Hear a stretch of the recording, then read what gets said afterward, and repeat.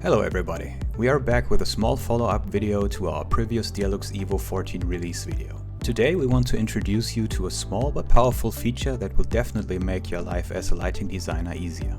If you frequently work with models you have created yourself in DIALux Evo and want to adjust them as your design process progresses, you now have two new options. You can either split your model completely or split it gradually. Let me show you how it works. Go to the construction mode and open the Furniture and Objects tool. For the sake of simplicity, I will add a couple of cubes to this room. These stand for the complex models that you build.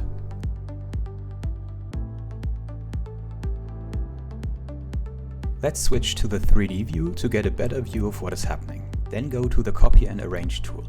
First, we combine these two cubes. Then we combine this new model with the remaining cube.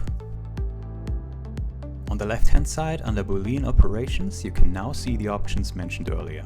You can either split the new model completely, which allows you to work with all the individual cubes again, in other words, all the parts of your complex model, or you can split the model gradually, which allows you to disassemble the model step by step, following the same order in which you originally built it.